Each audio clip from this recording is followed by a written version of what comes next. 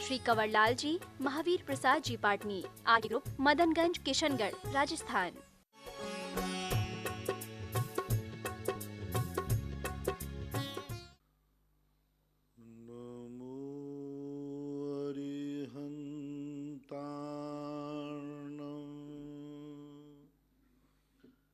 नमो सिद्धार्णं, नमो आयर्याणं,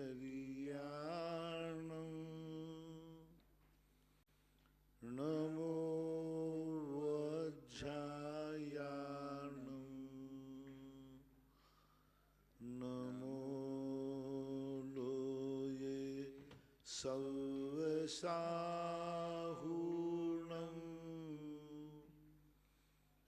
पंच परमेष्टि भगवान की जय। आचार्य श्री गुरुवर कुंद कुंद महाराज की जय।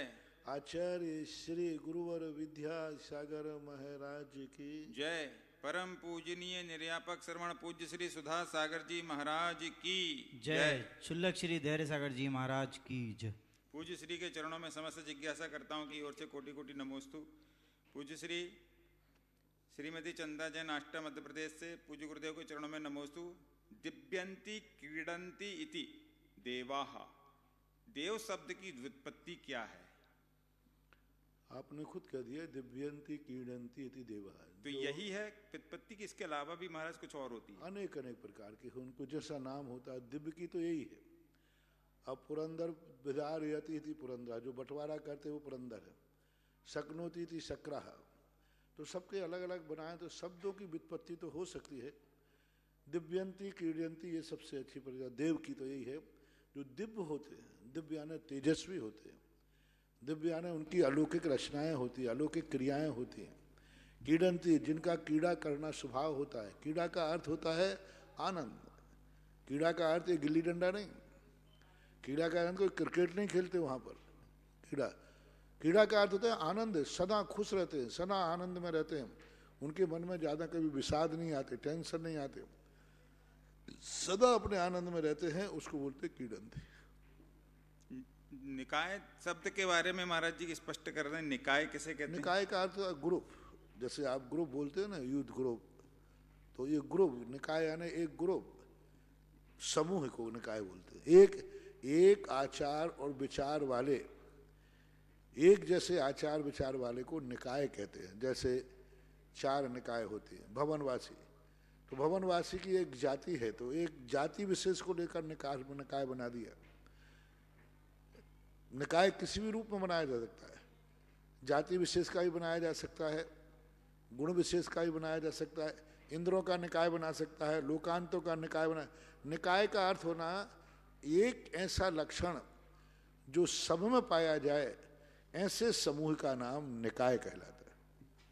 डॉक्टर अंकित जैन पुरवाल सारंगपुर, महाराज श्री ऐसा आपने कहा था कि स्वभाव अतर्क गोचरः, तो महाराज जी इसका मतलब क्या हुआ? देखो, जो नए आ रहे हैं लोग, वो बल्ली के उस तरफ बैठे, क्योंकि ये क्वारंटाइन वालों का स्थान है। वो थोड़ा सा और पीछे चले जाएं, लाइट के वहां खंबे के यहाँ से बैठे। व्यवस्था है, व्यवस्था की दृष्टि से, बाकी कोई दिक्कत नहीं, बैठ जाइए, बस यहीं बैठ जाए। डॉक्टर अंकित जैन पुरवाल सारंगपुर से पूछते हैं कि आपने अतर्क गोचरा का, स्वभाव अतर्क गोचरः, तो महाराज जी इसका क्या मतलब होता है? है ना, स्वभाव को तर्क से नहीं तोड़ा जा। आंख ही क्यों देखती है, अब क्या उपाय? कान ही क्यों सुनते हैं? अग्नि गर्म क्यों होती है? 2 आंखें आगे ही क्यों हैं, पीछे क्यों नहीं है? एक आंख आगे होती है, एक पीछे होती। अब इसका क्या उपाय है, क्या तर्क है? ये स्वभाव है, नेचर है, ऐसा मानना चाहिए। नीति बांदा उत्तर प्रदेश, नमोस्तु महाराज जी। महाराज जी मंदिरों में ढोल तबले वाले आते हैं, तो वो लोग गुटखा तंबाकू खाते रहते हैं, तो गुरु जी इससे क्या मंदिर में अशुद्धि होती है या नहीं होती? देखो, ये सब चीजें भावना के ऊपर होती है। उसी मंदिर में एक कबूतर होता है, वो बीट लघु संज्ञा करता है, उससे अशुद्धि नहीं होगी। एक मनुष्य ने कर दी, उससे ज्यादा अशुद्धि होगी, और एक जैन ने कर दी, उससे ज्यादा अशुद्धि होगी। तो अब वो उनके द्वारा करने से ऐसी कोई अशुद्धि की स्थिति, क्योंकि आप कबूतर देखिए, यदि अपने द्वारा मूर्ति पर पैर लग जाए और बीट या कुछ भी गंदगी हो जाए तो मूर्ति की पुनः प्रतिष्ठा है। कबूतर चिड़िया उसी मूर्ति पर बैठे रहते हैं, बीट भी कर देते हैं, लघु संज्ञा भी कर देते हैं, तो वहाँ उनकी कोई अशुद्धि का सवाल नहीं होता, मूर्ति की पुनः प्रतिष्ठा नहीं होती। और वही अभिनय यदि किसी मनुष्य से हो जाए, वही अभिनय किसी जैन श्रावक से हो जाए तो प्रायश्चित बढ़ता जाएगा, अशुद्धि बढ़ती जाएगी। तो ये सब चीज़ें वो धर्मात्मा नहीं है, वो धर्म के उद्देश्य नहीं आए, वो तो व्यापार के उद्देश्य से आए हैं। अब मत बुलाओ उनको सामने, ऐसे तुम्हारा है तो बुलाने की नहीं, इनका मतलब वो गुटखा पाउच दबाए रहते फिर बजाते रहते। तो आप पहले से आपकी गलती है, रोकना चाहिए उन लोगों को, आपको रोकना चाहिए। बोल दो कि कुल्ला कर आप बोले कि भाई कुल्ला करके आएंगे, आप यहाँ नहीं खाएंगे, आप खुद डरते, आपको खुद खाते हो, इसलिए उसको कैसे रोकोगे? आप बजाने वाले को रोक रहे हो, जो बजाने लेने वाले गए हैं कमेटी के लोग या वॉलेंटियर लोग या तुम्हारे बेटे वे खुद खा रहे हैं, तो तुम क्या जवाब दोगे उसको? वो कहेंगे मुझसे कह रहे हो आप लोग भी तो खाए बैठे, देखो आपका वो बाहर व्यक्ति खड़ा है कानो वॉलेंटियर, वो भी खा रहा है। तो वह टोक सकता है जो स्वयं शुद्ध हो, टोकने में कोई बाधा नहीं। एक बार ब्यावर में महावीर जयंती का जुलूस निकला, मैंने कहा कोई बाजे वाले जूते नहीं पहनेंगे, सारे बाजों ने कहा गुरु की आज्ञा मानना है। और गर्मी में के अंदर पूरे बाजे जब महावीर जयंती पर किसी ने जूते चप्पल नहीं पहने। आप टोक दीजिए, आप रोकिए, आप रोकते क्यों नहीं हो? आप यहां प्रश्न कर रहे हैं, वहां आप कमेटी वाले रोकते क्यों नहीं हो? क्योंकि वही कमेटी वाला नहीं रोक सकता जो स्वयं खाता होगा या समाज में खाते होगे। आप लोग खुद गुटखा खा करके समाज की मीटिंगों में बैठते हैं, खुद मंदिरों के काम करते हैं, तो फिर कैसे रोक पाएंगे? शुद्ध करें तो आपको करना चाहिए, बोल देना चाहिए ऐसा। आरसी जैन गाजियाबाद, नमोस्तु गुरुदेव। जन्मदिन पर अधिकांश परिवारों द्वारा आपके आशीर्वाद से मोमबत्ती बुझाने की जगह मोमबत्ती जलाना चालू कर दिया, किंतु केक काटा जाता है। महाराज जी, आप यदि आशीर्वाद दें और उपदेश दें तो उसकी जगह केक की जगह लड्डुओं का थाल भी सजाया जा सकता है, तो इसके लिए आप कुछ समाधान दें। मोमबत्ती के स्थान पर हमारे यहाँ मोमबत्ती को मांगलिक नहीं माना गया, ये विदेशी चीज है, क्योंकि वहाँ तेल घी नहीं मिलता। ये क्रिश्चियन लोगों का है, उन अरब कंट्रीजों में जहाँ पर न तेल है, न घी है, न कपूर है, वहाँ मोमबत्तियाँ ही जलाई जाती है, उनके यहाँ वही है। उनकी नकल आप लोगों ने कर ली क्योंकि आप अंग्रेजों के अधीन रहे। वस्तुतः अपने यहाँ ना तो मोमबत्ती मांगलिक है, न तेल मांगलिक है, हमारे यहाँ घृत मांगलिक है। 3 दीपक मांगलिक, घृत के, रत्नों के अथवा कपूर के। तो आप लोगों को मोमबत्ती के स्थान पर उतने दीपक जलाना चाहिए। और केक काटने की जो परंपरा है, काटना तो है ही नहीं, काटना तो मांसाहारियों के यहाँ होता है। चाकू से काटना, किसी चीज को काट करके लेना नहीं। आप एक लड्डुओं का थाल बनाइए, जिसे पहले पेड़ा कहते थे, गुजिया कहते थे, नाना आइटम बनाए जाते थे। कोई भी मिष्ठान का कोई बाहर, उसको थाल को बाहर से एक कपड़े से ढक दीजिए, किसी भी चीज से ढक दीजिए, बाहर उसका जो भी आप श्रृंगार करते, सितारे वगैरह लगा दीजिए। और जो व्यक्ति आता है उससे उसको उठा करके ओपन कर दीजिए और ओपन करके लड्डू खाइए। केक काटने की जो परंपरा है ये देसी नहीं है, ये मांसाहारियों की परंपरा है। जैसे भोजन को भोजन कहते थे, हमारे किसी भी साथ में खाना नहीं लिखा। खाना खा लिया, खाना खाओगे, ये खाना शब्द खान से बना है। और खान मुस्लिम जाति का एक जाति का नाम है, खान साहब। खान साहब का जो खाना था, तो बहुत वर्षों तक भारत देश मुगलों का गुलाम रहा, तो मुगलों को खान बोला जाता था, तो खान के भोजा को खाना बोलते थे। लेकिन आज जैनी, हिंदू, ब्राह्मण सब में खाना खाना खाना चल गया। पूरे किसी भी हिंदी साहित्य जैन साहित्य में खाना शब्द का प्रयोग नहीं किया था। भोजन है, आहार है, ये शब्द थे। तो अब आप लोग खाना शब्द बोलते हैं। खाना मांसाहारियों के लिए खाना होता है। मांसाहारी खाते हैं और शाकाहारी भोजते हैं। भुज धातु से बना है, भोजन के अर्थ में। तो अपने शब्दों का प्रयोग करिए, भोजन कर लीजिए, तो ये शब्दों को आप बदल सकते हैं। केक काटना कदापि मांगलिक नहीं हो सकता। अब वहां मिठाई बनती नहीं है, विदेशों में मिठाई है ही नहीं, वहां ना गाय है, ना दूध है, ना घी है। मिठाई जाने क्या वो मिठाई क्या कहलाती है? बस ये केक मेक बना लेते हैं, खा लेते हैं। तो ये विदेशियों की नकल जो आप लोग कर रहे हो, उनकी तो मजबूरी है, तुम्हारा विनाश है। उनकी मजबूरी है क्योंकि दूसरी चीज वहां है ही नहीं, लेकिन तुम्हारे पास तुम मांगलिक चीजों को समाप्त कर रहे हो। 18वीं शताब्दी में मैकेले नाम के व्यक्ति ने यही शब्द कहे थे। लॉर्ड मैकाले ने एक ही शब्द कहा था, 18वीं शताब्दी की बात है, कि तुम लोग भारत देश को कोई भी व्यक्ति अपने अंडर नहीं कर पाए, भारत देश की संस्कृति की रीढ़ तोड़ दो, और जैसे ही संस्कार वहां टूटेंगे भारत देश बर्बाद हो जाएगा। वहां के लोग सबसे पहले सुबह उठ करके, सबसे बड़ा शगुन होता है कि सुबह उठकर दूध पीते, और उनका बच्चा, उनका परिवार दूध को अपना चेहरा देखता है। दूध मांगलिक होता है। सुबह उठ करके दूध का गिलास सामने आना सबसे बड़ा ज्योतिष से सबसे बड़ा शगुन है। उठते ही आपने मंजन करके सबसे पहले खाने की वस्तु में दूध था। भारत देश में कोई चीज नहीं पिएंगे, पहले दूध का गिलास सामने आएगा, और पेट में डालने की सबसे पहले यदि दूध आता है तो ये शगुन माना जाता है, शुभ माना जाता है। हमारे यहाँ ज्योतिष शास्त्र में आया, कहीं दिशाशूल है, कहीं अशुभ है, दूध दही आके मुंह में डाल करके चले जाओ, सारे सगुन अपशगुन सगुन में बदल जाते हैं। तो दूध का गिलास आता था। सबसे बड़ा सगुन भारत का है दूध। इस दूध को बदल करके इस संस्कृति को बदल दो, चाय कर दो, अपने आप इनका सगुन खत्म हो जाएगा। मंदिरों में इनके प्रसाद बढ़ता है, बलि चढ़वाकर खून बंटवा दो, इनके मंदिरों की शक्ति खत्म हो जाएगी।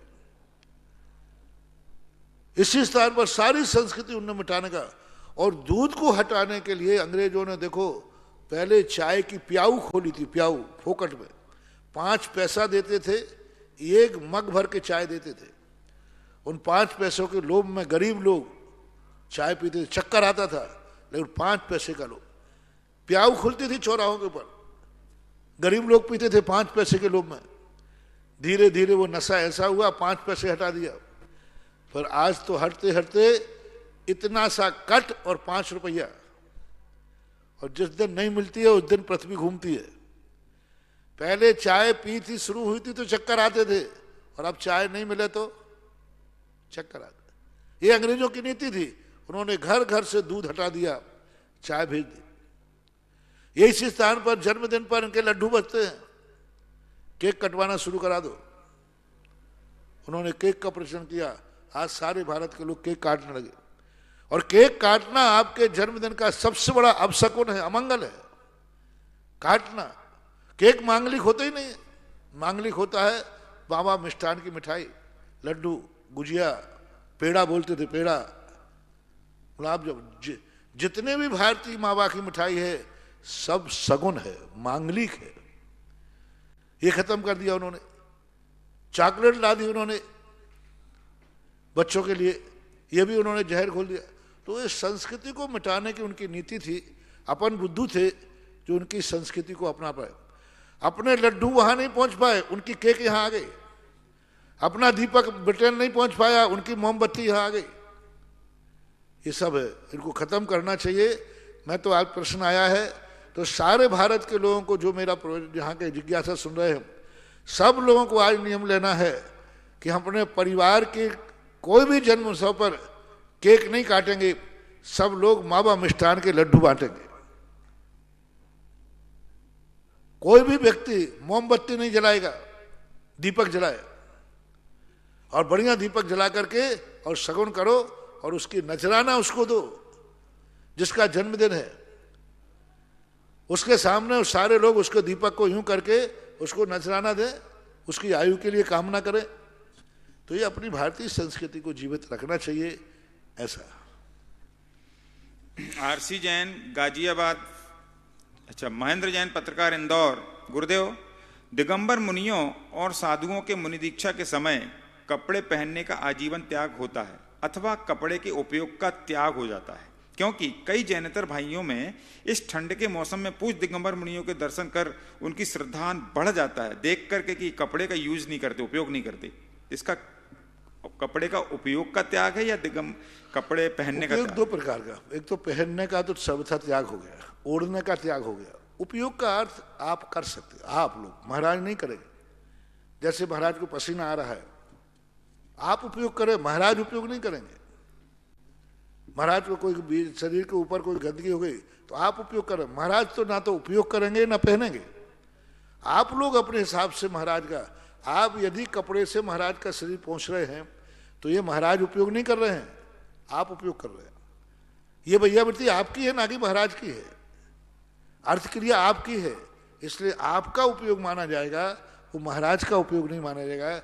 महाराज कदापि अपने लिए कपड़ों का उपयोग स्वयं नहीं करते, ऐसा मानना चाहिए। सागरमल जैन कोटा, महाराज श्री के चरणों में कोटि सा नमोस्तु।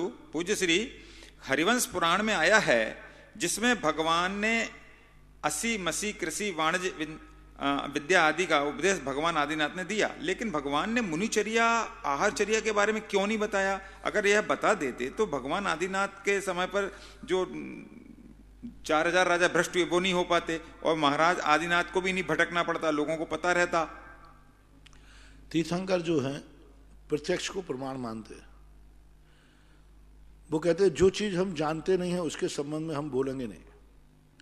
संसार की बातें वो जानते थे, उन्होंने अवधि ज्ञान से जान लिया। अतीत के भवों में उन्होंने ये कर्म किए थे सो जान लिया, भवांतरों में युद्ध, लेकिन अवधि ज्ञान से परमार्थ जानने में नहीं आता, सम्यक दर्शन ज्ञान चारित्र जानने में नहीं आता, मोक्ष मार्ग भगवान के ज्ञान में नहीं आ रहा। भगवान कहते हैं जिसको मैं जानता नहीं हूं उसके संबंध की मैं व्यवस्था नहीं बनाऊंगा, उसका उपदेश नहीं दूंगा, पहले मैं इसको स्वीकार करता हूं। यानी वो कुछ जानते ही नहीं थे धर्म की क्रिया को, उनके ज्ञान का विषय नहीं था, इसलिए उन्होंने कहा पहले मैं इस धर्म की क्रियाओं को अपनाता हूं, जब इसमें मैं प्रत्यक्ष साक्षात्कार कर लूंगा उसके बाद उपदेश दूंगा। और संसार की बातें तो बहुत बार जानने में आई, अवधि ज्ञान से जान लिया। मोक्ष मार्ग यदि अवधि ज्ञान से जानने में आ जाता, मना पर्याय ज्ञान के जानने में आ जाता तो जरूर वो उपदेश देते। वो केवल ज्ञान से जानने में आता है, इसलिए केवल ज्ञान के बाद बोले। अपन लोग जो बोलते हैं सब उधारी खाता है, भगवान उधार नहीं लेते। अपने पास जो ज्ञान है सब उधार है, शास्त्रों का जिन्होंने आचार्य लगा उनके उनके गुरु ने दिया, उनके सब गुरु की उधारी चल रही है। यानी जो हमारे पास ज्ञान है वो सब महावीर स्वामी का उधार खाता लिया हुआ है। हम कुछ नहीं जानते, न हम स्वर्ग जानते, न नरक जानते, न छह द्रव्य जानते, न 9 पदार्थ जानते, कुछ नहीं जानते। भगवान ने कहा इसलिए अपन स्वीकार कर ले।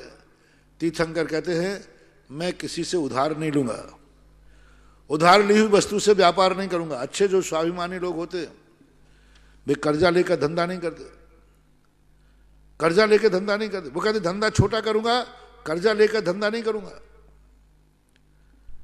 इसी प्रकार तीर्थंकर कहते हैं मैं किसी से उधार लेकर के प्रवचन नहीं दूंगा, किसी से उधार लेकर के मैं अपना धर्म को नहीं फैलाऊंगा, मैं खुद अपना स्वयं का ज्ञान करूंगा फिर फैलाऊंगा।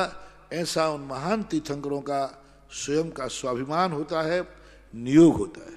आरसी जैन दहली, नमोस्तु महाराज।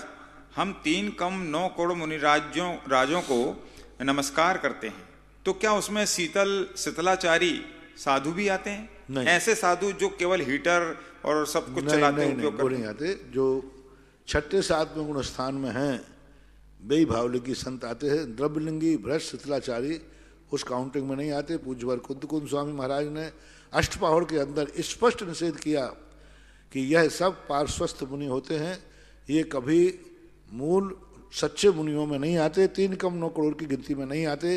इनकी चर्चा हमारे जैन संस्थाओं में निंदनीयों में ली है, प्रशंसनीयों में नहीं ली है।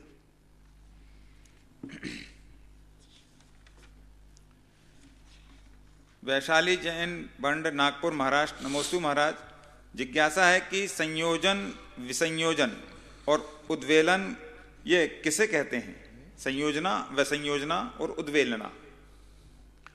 संयोजना, विसंयोजना, उद्वेलना ये कर्म सिद्धांत के विषय है। संयोजना विसंयोजना सबसे पहले, संयोजना पहले नहीं होती, पहले विसंयोजना होती है। विसंयोजना मात्र एक प्रकृति की होती है, अनंतानुबंधी कसाय की। वो भी जब कोई उपशम श्रेणी चढ़ता है अथवा छायक सम्यक दर्शन प्राप्त करता है, उस समय श्रेणी के अभिमुख होने के लिए द्वितीयोपशम और छायक सम्यक दर्शन के लिए, छपक श्रेणी के लिए अनंतानुबंधी की विसंयोजना करना पड़ती है। विसंयोजना का अर्थ है कि अनंतानुबंधी का जो द्रव्य बांधा था उसको प्रत्याख्यान अप्रत्याख्यान संजुनन रूप में कन्वर्ट कर देना, वहां जमा करा देना। कन्वर्ट नहीं करना, संक्रमण नहीं है। संक्रमण तो कहते हैं कि भैया ये चीज मैंने दे दी, आपकी हो गई। विसंयोजना में वो कहता नहीं, मैं गिरवी रख रहा हूं। अनंतानुबंधी की विसंयोजना, सारे द्रव्य एक बार संक्रमण होने के बाद जो द्रव्य हो जाता है वो पुनः लौट के नहीं आता। विसंयोजना का द्रव्य बाद में यदि नीचे गुण स्थान में चला जाएगा तो उसको बाद में लेता, उसको संयोजना बोलते। जो अनंतानुबंधी का द्रव्य संक्रमण किया था उनको पुनः वापस लेना संयोजना कहलाते। उद्वेलना का अर्थ होता है 13 प्रकार प्रकृतियों की उद्वेलना में जो प्रकृतियां अपने आप में अलग अलग की गई थी, जैसे मिथ्यात्व के संबंध में 3 टुकड़े किए गए थे, तो मिथ्यात्व के संबंध में 3 टुकड़ों का जो द्रव्य था वह मिलकर के मिथ्यात्व के द्रव्य में अचला जाना। आहारक दुख की उद्वेलना होती है। आहारक दुख का जो द्रव्य है यह नाम कर्म की अन्य प्रकृतियों में धीरे धीरे उद्वेलित होता जाता है, उद्वेलित हो जाता है। उद्वेलित यानी वो द्रव्य पीछे वाली जो अन्य प्रकृतियां हैं उनमें अपना समाहित हो जाना सजाती में। आदि कुमार जैन, बंड, नागपुर। नमोस्तु गुरुदेव। जिज्ञासा है, सची इंद्राणी का ऐसा कौन सा पुण्य होता है जिससे कि वह पहले स्वर्ग में सिर्फ 5 पल्ले का आयु भोग कर अगले भव में ही मोक्ष चली जाती है? क्या वह पूर्व के भव में श्रुतकेवली या उपसम श्रेणी चढ़ने वाले महामुनिराज हो सकती है? मुनिराज तो हम नहीं कहेंगे, लेकिन मना इसलिए नहीं करेंगे कि गुणस्थान से गिरने के बाद बन भी सकती है। लेकिन कोई अच्छे पदों पर रहते हैं, कोई आर्यिका रही हो, कोई गृहस्थ में भी अच्छा संयम धारण किया हो तो वो बन सकते हैं। उनका पुण्य तो है ही, जो एक भाव लेकर के ही इंद्राणी बनती है। नियामक आगम में कोई कारण नहीं लिखा कि ये फलाना पुण्य उसने किया। जैसे तीर्थंकर प्रकृति के बंध के कारण है, ऐसे कोई इंद्रादिक के बंध के कारण से अलग से नहीं किए गए, भावनात्मक कहे गए हैं। ऐसे अच्छी भावना वाला अच्छा पद लेता है। अमिता जैन, गंज बासोदा। नमोस्तु गुरुदेव। श्री हरि कीर्ति बुद्धि आदि ये ब्रह्मचारिणी होती हैं क्या, ये देवियां? नहीं, देवियों के संबंध में कहीं भी ब्रह्मचारिणी शब्द का उल्लेख जैन आगम में नहीं मिला। पर यह भी नहीं मिल रहा है कि इनका नियोगी पति कौन होता है। इतना मिला है कि अलग अलग सामानिक देवों की देवियां होती, तो ऐसा तो नहीं लगता कि ये ब्रह्मचारिणी के रूप में रहते हैं ऐसा। एक भक्त लेकिन ये भी पक्का है कि देवियों के नाम के विमान या भवन मात इन्हीं के हैं, श्री हरि धीरति कीर्ति। नहीं तो देवियों के नाम से कोई मकान नहीं होते, कोई विमान नहीं होते, सब देवों के नाम से होते। पर ये भवन ही इनके विशेषता रूप से देवियों के नाम से है। क्यों होते हैं, ऐसा क्यों है, ऐसा कोई स्पष्टीकरण आगम में नहीं मिल रहा है। श्रीमती राजकुमारी धर्मपत्नी स्वर्गीय रतनचंद जी जैन, गंज बसोदा। पूज्य श्री, आपके चरणों में कोटि सा नमोस्तु। पूज्य श्री, मेरी जिज्ञासा है, वर्तमान में मैं विगत 20 दिनों से हृदयाघात होने से भोपाल एम्स में एडमिट हूँ और मेरे द्वारा इस अवस्था में चाहते हुए भी 16 कारण व्रत का 8वां वर्ष भंग हो रहा है। मन दुखी हो रहा है, क्या करूं? कृपया कर मार्गदर्शन देने की कृपा करें। कोई बात नहीं, अभी आप अपने मन को विशुद्ध रखें, भावनात्मक व्रत करें, स्वस्थ हो जाएं, उसके बाद अपनी शक्ति अनुसार करना। व्रत हमारा शक्ति के अनुसार किया जाता है। व्रत करते समय अपनी जान जोखिम में नहीं डालना। जैन दर्शन जियो और जीने दो का दर्शन है। अपने ऐसे व्रतों के समय कुछ व्रत ऐसे होते हैं जिनमें तोड़ूंगा नहीं, चाहे मर जाऊं, मांसाहार आदि है। लेकिन कुछ व्रत ऐसे होते हैं जिनमें जान बचाने के लिए यदि व्रत तोड़ना पड़ता है तो तोड़ दिया जाता है। तो दोनों प्रकार है। कुछ नियम ऐसे हैं जो मरूं तो मर जाऊं लेकिन नहीं तोड़ूंगा, कुछ नियम ऐसे हैं जिनको तोड़ करके जान बचाई जा सकती है। तो ऐसी कोई बात नहीं है। आपका परिणाम शुद्ध रखें, भावना शुद्ध रखें। अभी आप अपनी जिंदगी को सुरक्षित करें। एक भक्त फरीदाबाद से, नमोस्तु गुरुदेव। गुरुदेव, आपके कहे अनुसार हमने अपनी बेटी की शादी जैन परिवार में की और हमने नियम ले रखा है, अपने बेटे से कह रखा है 4 साल हो गए हैं कि हम शादी तुम्हारी जैन लड़की से ही करेंगे, नहीं तो नहीं करेंगे, घर में दूसरी जात की लड़की नहीं आएगी बहू बन के, और आएगी तो हम तुम्हें छोड़ देंगे, लेकिन अपने महाराज को नहीं छोड़ेंगे।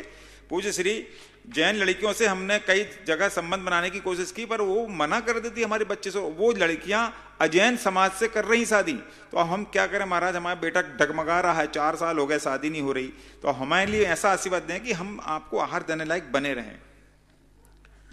अब देखो, इन चीज़ों में आपने प्रश्न अपनी बात रख के कह दिया। हो सकता है कोई दूसरी कमी हो सकता है ये हल्ला उड़ गया हो कि तुम्हारा बच्चा किसी दूसरे से अफेयर करता है। अब बात पूरी बात करना पड़े। देखो, साधु को क्या होता है, हम साधुओं को दुनिया बहुत जल्दी ठग लेती है।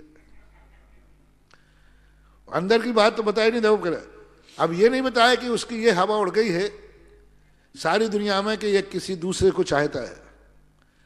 एक लड़की के बाप को ये पता चल जाए कि जिस लड़के से मैं शादी करना चाहता हूं उसका दिल किसी और के ऊपर है, कौन रिक्शा लेगा? यदि आप बेटी वाले होते तो क्या आप दे देते? हो सकता है ये हवा उड़ी हो सब में। जब भी कोई देखने वाला आता हो, कहो यही तुम्हारा बेटा कह देता हो, तुम क्या मुझे देखने आओ, मैं तो दूसरे से चाहता हूं। एक बाप बड़ा परेशान था, जो लड़की वाला आवे वही देख के चला जाए।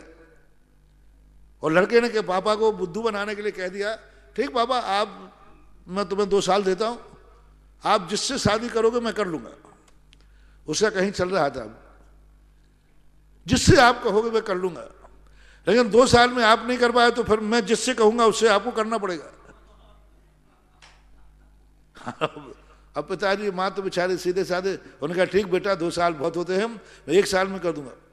अब इतने अच्छे रिश्ते आए, और रिश्ते आने में आप लोग आजकल, तो पहले के तो है नहीं कि माँ बाप ने बात कर ली तो पक्की हो गई। आजकल के बच्चे बच्चियां भी बात करते। वो धीरे से कह देता, मेरे चक्कर में मत पड़ना, मैं तो दूसरे को चाहता हूं, किसी से बोलना मत। और वे लोग अपने बहाने मार के लौट जाते। अब मेरे सामने घटना घटी, फिर मेरे पास बिल्कुल दिशा में यही प्रश्न था। बोले महाराज जी मैं बेटे से हार गया, भक्तों में था, इसने 2 साल का मौका दिया, मैंने इतनी बच्चियां देखी, सब बच्ची वाले मना कर देते, सब बच्ची वाले मना कर देते। अब मैं क्या करूं, अब तो बच्चा जीतेगा। बच्चे ने कहा अगर 2 साल आपके बाद में मेरा। मैंने कहा ऐसा तो नहीं हो सकता, परिवार अच्छा, सब कुछ अच्छा, बढ़िया बच्चा भी अच्छा है, फिर बच्ची वाले क्यों मना कर देते? तो मैंने कितने बच्ची आई, उनमें से एक बच्ची वाला देखने आया था, वो मेरा भक्त निकल आया। महाराज जी वो भी आया था। हमने कहा आया था, तो मैंने 2 दिन का समय मुझे दो। मैंने फिर उसके संपर्क में उसको मेरे पास बुलाओ। वो आया, मैंने सबको उठाया। मैंने कहा भैया क्या बात है, आप उसकी बच्ची को देखने गए थे? बोले महाराज गया था। तो क्या कमी है? बोले कोई कमी नहीं महाराज, आपका भक्त परिवार है, मैं तो इसको परिवार को पसंद करता हूं। आपका भक्त सब परिवार है, और अच्छा है, माँ बाप भी अच्छे, सब कुछ अच्छे, फिर मना क्यों है? बोले महाराज जी किसी से कहना मत। मैंने क्या बात है? बोले बेटे ने कह दिया बेटिया से कि मैं तो मेरे चक्कर में मत पड़, मैं तो दूसरे से करना चाहता हूं। अब महाराज ऐसी बेटी को किसको दें? अब बोलो अंदर की बात क्या निकली? अब बाहर से मुझे क्या बना दिया? महाराज कोई बेटी नहीं दे रहा तो अब बेटा करेगा जिससे करना चाहे। तो अंदर की बात ये थी। तो अंदर की बातें समझना पड़ेगी। ऐसा कुछ भी नहीं हो सकता। बेटा अच्छा हो, परिवार अच्छा हो, खानदान अच्छा हो, कौन अपनी बेटी को नहीं देना चाहता हो? कुछ दूसरा रहस्य है। बेटी वाले मना कर रहे हैं तो कोई ना कोई कारण ऐसा है जिसके लिए बेटी का बाप या बेटी रिस्क नहीं उठाना चाहती है। आप अंदर की बात पता करिए और अंदर की बात जानिए। महेंद्र जैन इंदौर से। नमोस्तु गुरुदेव। धन के बिना निर्धन और ज्ञान के बिना अज्ञानी संसार में अलग कर दिए जाते हैं। महाराज जी क्या धन और ज्ञान दोनों ही हमारी सामाजिक और धार्मिक सक्रियता के आधार हैं? निमित्त है, साधन है, एकांत तो नहीं कह सकते। ज्ञान के बिना भी लोगों की इज्जत होती है आचार से। आचरण यदि आपका शुद्ध है, ज्ञान नहीं है तो इज्जत मिलती है। बहुत सारे लोग होते हैं, धन नहीं होता है, गरीबों का भी सम्मान होता है यदि उनके आचार विचार अच्छे हो। लोग गरीबों के प्रति सहानुभूति रखते, ऐसी बात नहीं है। ये साधन है, निमित्त है, इसको निषेध नहीं कर सकता, क्योंकि गृहस्थी के लिए धन और ज्ञान हुनर दुनिया के लिए चाहिए, पक्का चाहिए, लेकिन ये निमित्त है। निमित्त कभी एकांत से हम निमित्त के ऊपर नहीं थोप सकते, लेकिन हाँ, धन और ज्ञान इस संसार में अच्छी जिंदगी जीने के लिए, अच्छी जिंदगी जीने के लिए धन चाहिए, अच्छा साधु बनने के लिए ज्ञान चाहिए। मोक्ष मार्ग में अच्छा साधु, अच्छी तरह से साधु इज्जत के साथ जीना चाहता है तो ज्ञान जरूरी है। गृहस्थ भी अच्छे साथ जीना चाहता है तो गृहस्थ को धन की भी जरूरत है, धन को नकार नहीं सकते। अभी प्रातःकाल हम 2 दिन से प्रवचन दे रहे हैं, गृहस्थ को हम कभी धन से रहित नहीं कर सकते। हम साधु लोग धन से रहित रहेंगे। जो आचार्य ने कहा, जिस साधु के पास कौड़ी भी है वो कौड़ी का नहीं, और जिस श्रावक के पास कौड़ी नहीं वो कौड़ी का नहीं।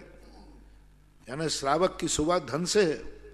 धन चाहिए, अच्छी शांत होकर अच्छी तरह जीने के लिए, इज्जत के लिए गृहस्थ को धन बराबर साधन है, लेकिन एकांत नियम मत बनाओ।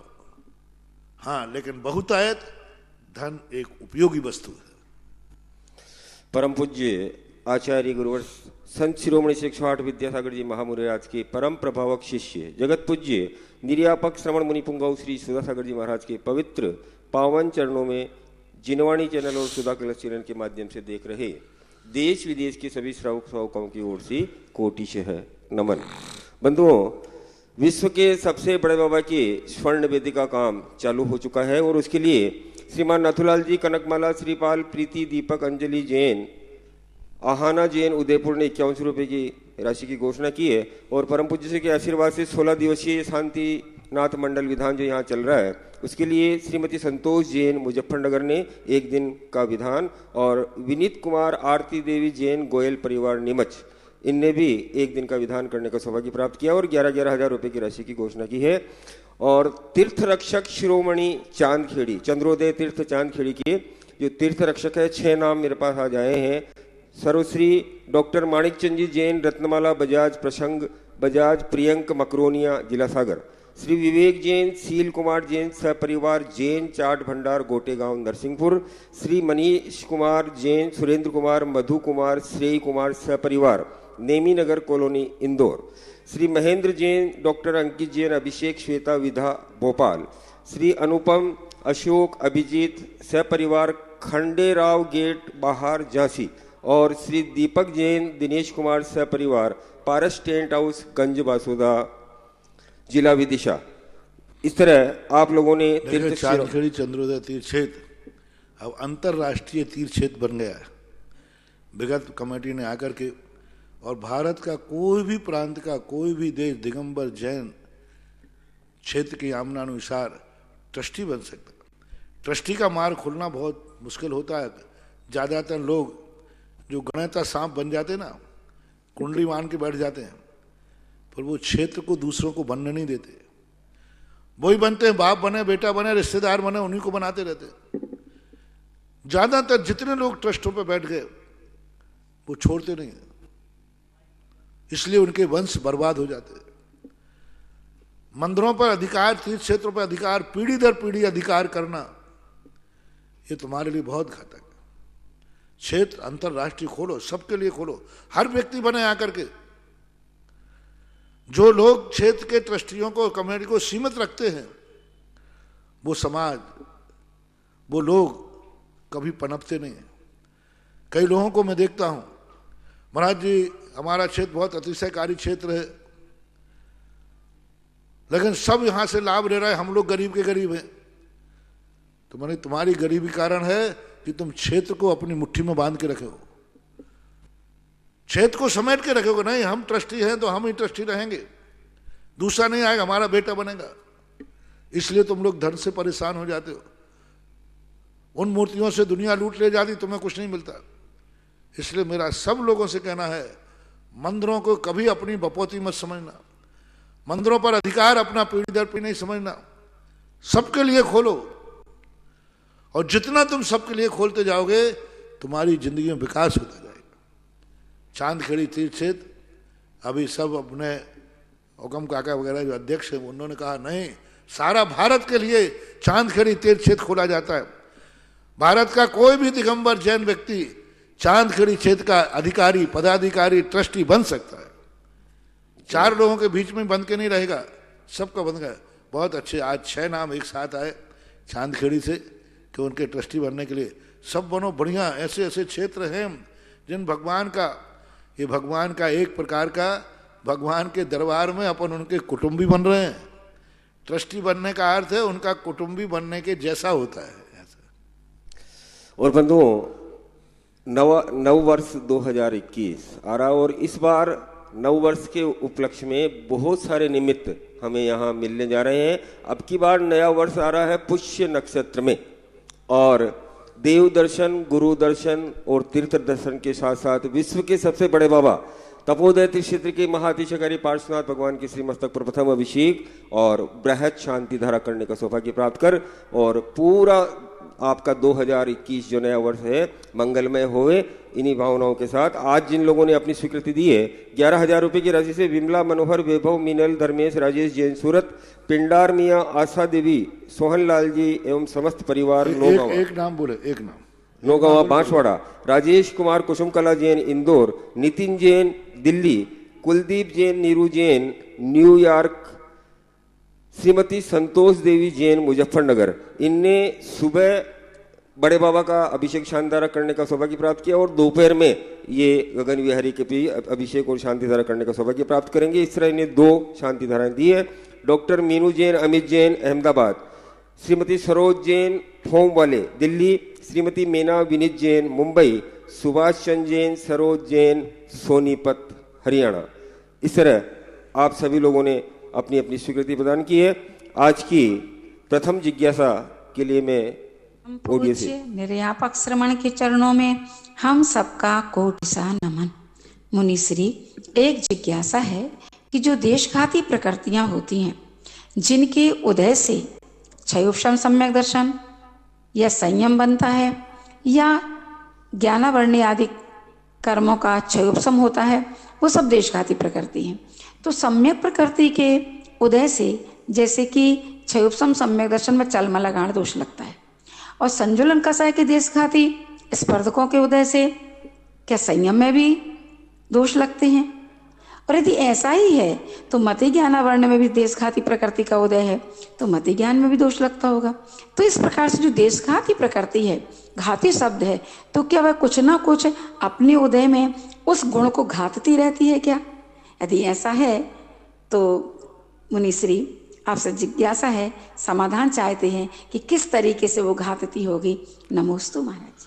जिस क्षयोपशम बनता है घातिया कर्म बनता है और जो कर्म का उदय से क्षयोपशम बनता है वो घात ही करती है, लेकिन अपने क्षयोपशम में घात नहीं करती।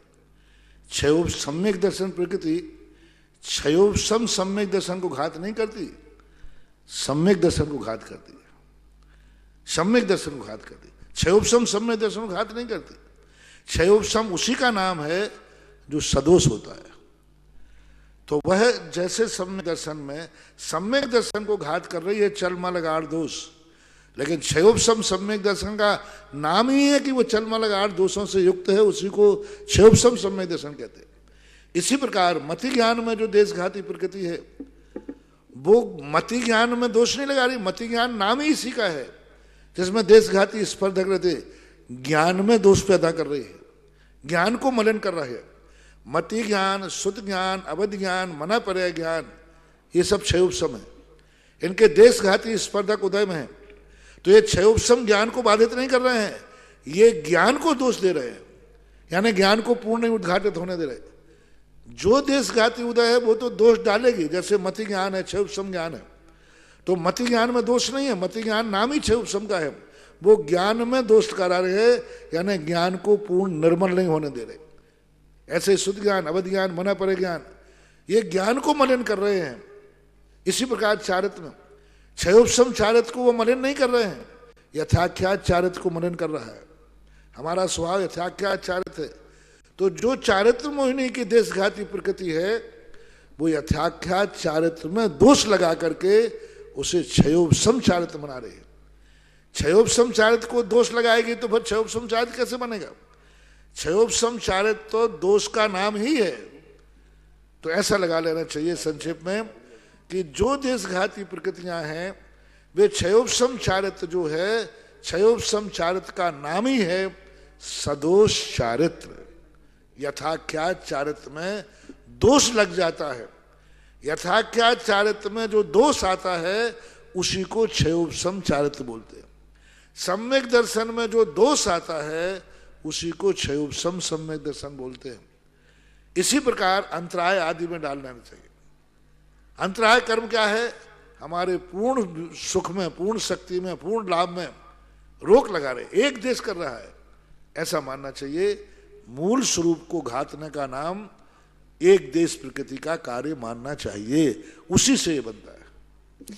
महाराज श्री इंद्रचंद जी पाटनी किशनगढ़ से उन्होंने फोन द्वारा सूचना दी है।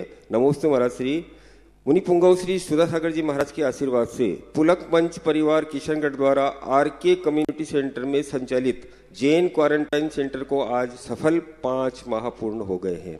इस क्वारंटाइन सेंटर के संचालन में जैन रत्न भामाशाह अशोक जी पाटनी परिवार का अनुकरणीय योगदान एवं विशेष सहयोग रहा।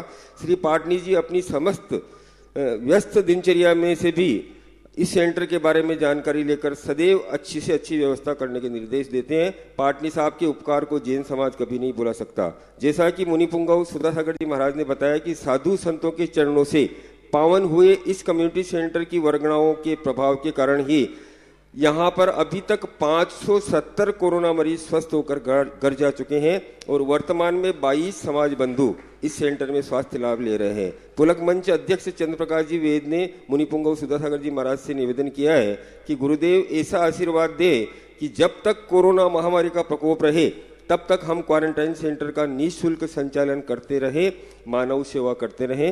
नमोस्तु। आरके पाटनी परिवार पूरा का पूरा एक दिगंबर जैन समाज का एक बहुत बड़ा गौरव है।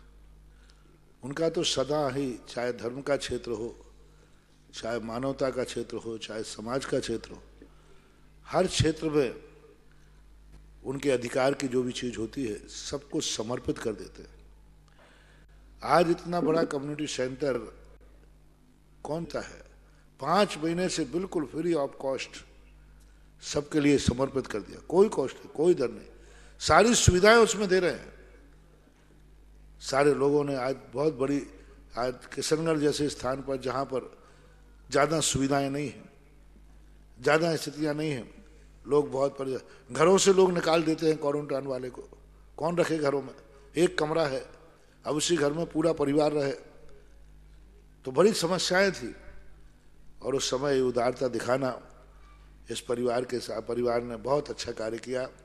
और सबसे बड़ी चीज़ है कि निःशुल्क किया, सारी सुविधाएं, भोजन की जो कमेटी वहाँ व्यवस्था कर रही है, जो लोग व्यवस्थाएं कर रहे हैं, वो सारी व्यवस्था सब कुछ उनके लिए फ्री ऑफ चार्ज करके और सेवा करते हैं। संकट के समय जो दुनिया के काम आता है, दुनिया उनके लिए भी संकट के समय काम आती है। अगली जिज्ञासा है सुमित जी जैन आगरा की ओर से। नमस्ते महाराज श्री। आदि पुराण के लेखन में कुलकर्ण नाभिराज जी ने थाली आदि अनेक प्रकार के बर्तन हाथी के गंडस्थल पर मिट्टी के द्वारा बनाकर आर्यों को दिए थे। हाथी के गंडस्थल शब्दों का क्या अर्थ है महाराज श्री? नमस्ते। हाथी के गंडस्थल पर कुलकर्ण नाभिराज जी ने थाली आदि अनेक बर्तन बनाकर, मिट्टी के बर्तन बनाकर आर्यों को दिए थे। हाँ, वो एक प्रसंग आता है, क्योंकि पहले कोई एकदम कोई तो ऐसी चीज होती नहीं थी, जैसे घड़े होते हैं, कुछ भी चीज, तो जो हाथी का गंडस्थल होता ना, उसके ऊपर मिट्टी को थाप करके और निकाल कर कहा तवा ऐसा बनाओ, सकोरा ऐसा बनाओ आदि। उस समय वही चीज उपलब्ध थी, ऐसा माना चाहिए। सांचा बना लिया उनको। अगली जिज्ञासा है दीपक जैन आगरा की ओर से। नमस्ते महाराज श्री।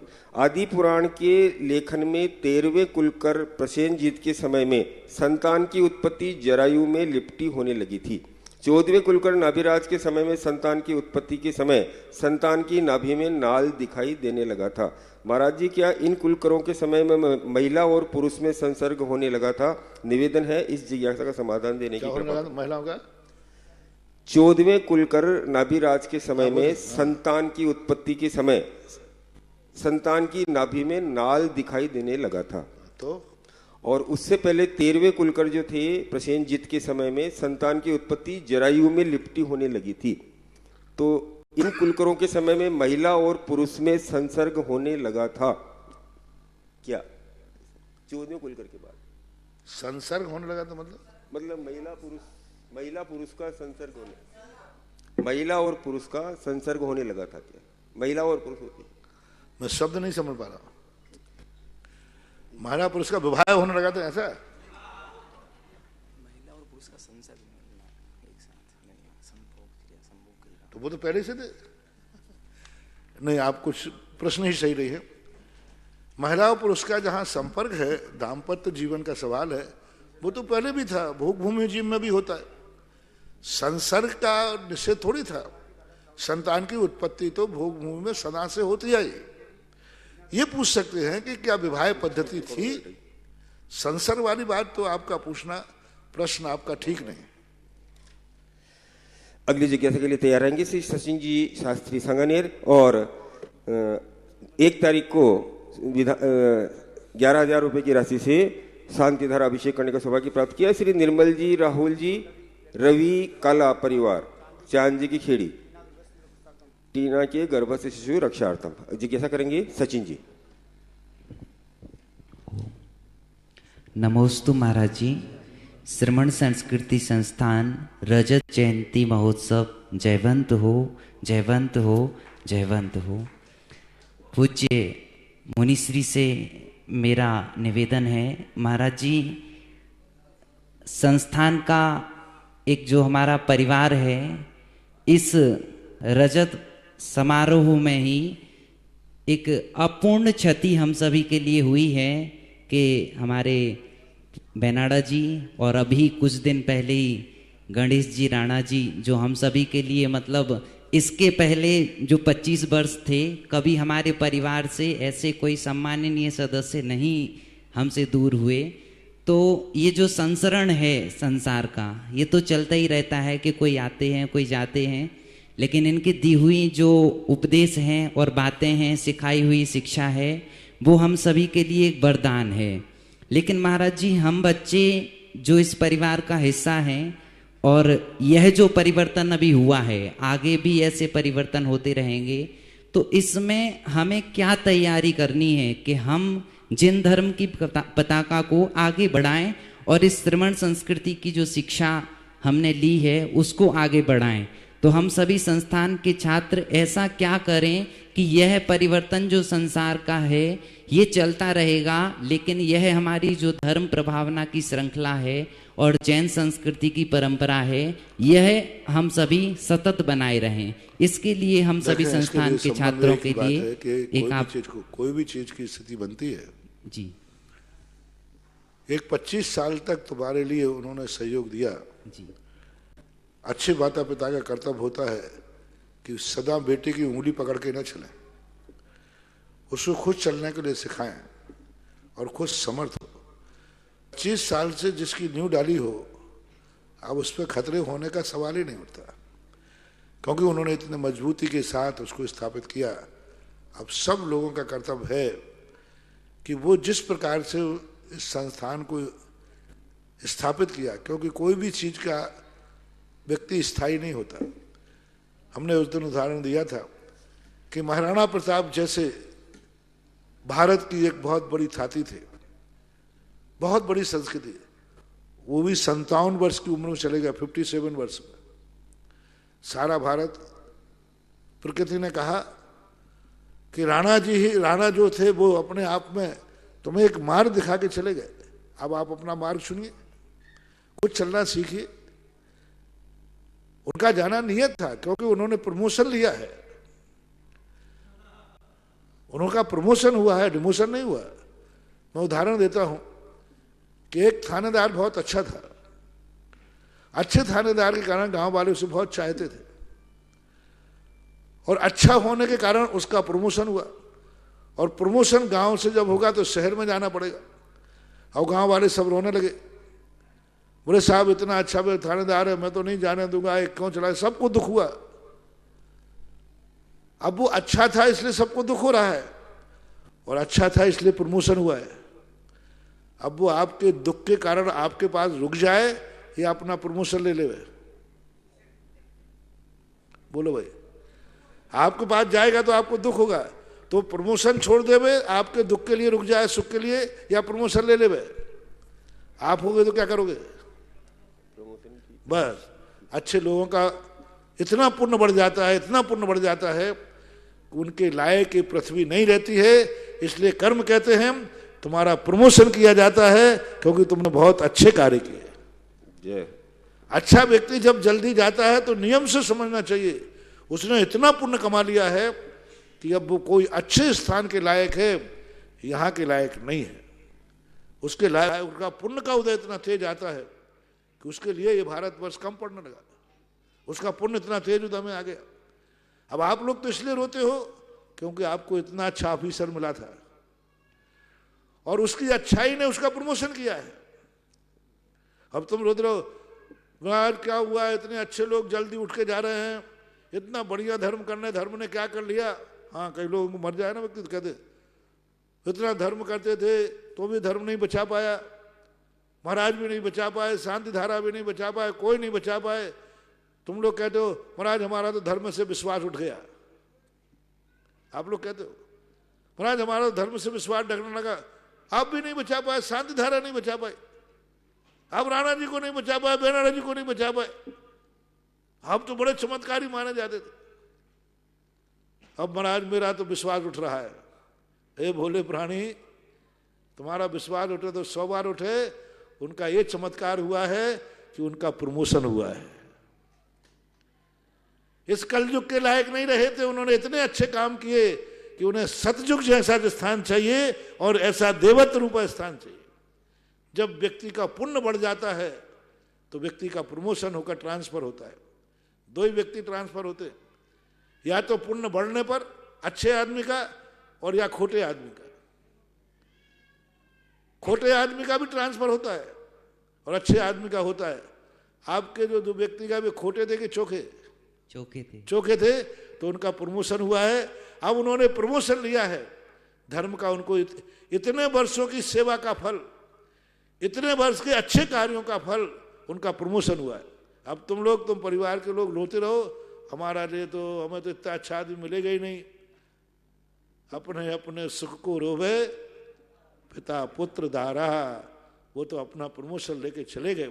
अच्छे व्यक्तियों का बहुत जल्दी प्रमोशन होता है और उनको तो बड़ा आनंद आ रहा है, चलो इस घटिया इस पंचम काल से निपट के आ गए। वो तो सुखी मना रहे हैं, आनंद मना रहे हैं कि इस पंचम काल में क्या रखा था। साक्षात विदेह क्षेत्र में श्रीमंदर भगवान का प्रवचन सुन रहे हैं बेनाडा जी, वहीं राणा जी पहुंच गए होंगे और दोनों मिलकर बातें कर रहे होंगे, अच्छा हुआ निपट के आ गए जल्दी। हाँ वे दोनों ही बातें कर रहे होंगे, वहां क्या रखा था, महाराज जी की जिज्ञासा सुनो, ये करो वो करो, कुछ पता ही नहीं था। देखो अपन क्या ठाठ से सामने श्रीमंदर भगवान बैठे, अच्छा रहा कि जल्दी उठ के आ गए। वो अपना मरना अच्छा मान रहे हैं और आप लोग उनका मरना बुरा मान रहे हैं। धर्म उनके पक्ष में है, तुम्हारे पक्ष में नहीं। तुम्हें अपनी पड़ी रहती है, उनका प्रमोशन हुआ, वे धन्य हो गए। जितने जल्दी उठ जाता है व्यक्ति, अच्छा व्यक्ति, समझ लेना चाहिए इससे अच्छा स्थान उसको मिल गया, उसके पुण्य ने उसको उस अच्छे स्थान पर भेज दिया। महाराज जी आगे के निर्देश बच्चों के लिए जो रजत वर्ष हम सभी जिस तरीके से तो हम अपन ने बड़ी योजना बनाई थी, मनाने की योजना बनाई के थी, कारण से बहुत परिस्थितियां रही। हमने समय समय पर बहुत सारे निर्देश दिए हैं और अब इन्हीं को फॉलो करें। इस वर्ष कुछ भी मनाने की बात नहीं है, अपनी जिंदगी की सुरक्षा ही सबसे बड़ा महोत्सव है। अपने लिए जाना है तो अच्छे जाएंगे, सब लोग जा रहे हैं, लेकिन फिर भी कोई प्रकार की स्थिति को लेकर के अभी सब लोग सुरक्षित रहो, संरक्षित रहो और जिनका बुलावा आ जाए वो हंसते हंसते जाओ। नमोस्तु महाराज। तैयार रहेंगी श्रीमती प्रियंका जी जैन दुबई। महाराज श्री गुना से सुषमा जैन पूछती है, नमोस्तु पूज्य श्री, इसी चतुर्दशी से भक्तामर जी के व्रत प्रारंभ कर सकते हैं क्या? आपका आशीर्वाद चाहते हैं। भक्तामर जी के व्रत कभी भी कर सकते। रखिए अपनी जिज्ञासा की। प्रियंका जी। नमोस्तु महाराज जी, मेरा नाम प्रियंका है। हम दुबई से आए हैं। आवाज नहीं आ रही। महाराज जी नमोस्तु महाराज जी। महाराज जी हमारी जिज्ञासा है कि तीर्थंकर गति का बंध कैसे होता है और भगवान और तीर्थंकर में क्या अंतर है, जैसे हमें बाहुबली स्वामी और 24 तीर्थंकर। तीर्थंकर प्रकृति का बंध 16 कारण भावनाओं से होता है, भगवान के चरण पादों में बैठ करके होता है। और तीर्थंकर में भगवान में विशेषता इतनी होती है जैसे मास्टर और हेड मास्टर होता है, जैसे मुनि महाराज और आचार्य महाराज होते हैं। गुणस्थान उनका सब बराबर रहता है, लेकिन आचार्य एक हुकूमत रहती है, आदेश देने का अधिकार होता है। मास्टर और हेड मास्टर होते हैं, ऐसे ही तीर्थंकर हेड मास्टर हैं और वो मास्टर हैं, ये उदाहरण के रूप में समझ लेना चाहिए। अगली जिज्ञासा सुभाष जी जैन नसीराबाद और तैयार रहेंगी श्रीमती भावना जी जैन गुना। नमस्ते महाराज जी। नसीराबाद से मैं सुभाष जैन। दान 4 प्रकार के होते हैं, औसत, शास्त्र, अभय, आरा, लेकिन कन्यादान की परंपरा कैसे चली और इसका क्या महत्व है? नमस्ते महाराज जी। दान शब्द के 2 अर्थ होते हैं, एक धार्मिक, एक व्युत्पत्ति परक। देने का नाम दान है। निस्वार्थ भाव से किसी दूसरे व्यक्ति की आवश्यकता की पूर्ति कर देना दान की कोटि में आता है। ये दान की व्युत्पत्ति। दान का अर्थ देना, बिना व्यापार के, बिना बदले में, निस्वार्थ भाव से देना, उसको दान मिलते हैं। उसके बदले में अपने जीवन को सुखी बनाना, ये दान कहलाता है। और धार्मिक दान जो होता है ये पात्र को दिया जाता है। दान का ही शब्द सब जगह दान जुड़ जाए तो दान ही मत मान लेना चाहिए। मैंने एक दिन कहा था, दान तो तुमने कहा रक्तदान, नेत्रदान, पायदान, पीकदान। अब पीक में भी दान जुड़ा है। तो अब कोई पूछे महाराज पीक नाम का कौन सा दान है? अब कितना गंदा शब्द है। पीक है ना थूकना, और थूकने वाली उसको क्या कहने लगे आप लोग? पीकदान। पायदान, पायदान किसे बोलते? पैर पहुंचने का जो दरवाजे के बाहर रखा रहता ना, पायदान कह दिया उसको। तो ये दान शब्द एक शब्द है, और जो जैन दर्शन में दान आया वो रूढ़ी है। रूढ़ी यानी जो पात्र को दिया जाता है वही दान कहलाता है। कन्यादान आदि ये लौकिक और सामाजिक परंपराओं में है, परमार्थ का इससे कोई संबंध नहीं है। श्रीमती भावना जी जैन और उसके बाद तैयार रहेंगी श्रीमती अंकिता जी जैन नसीराबाद। नमस्ते महाराज जी, मैं अंकिता जैन नसीराबाद से।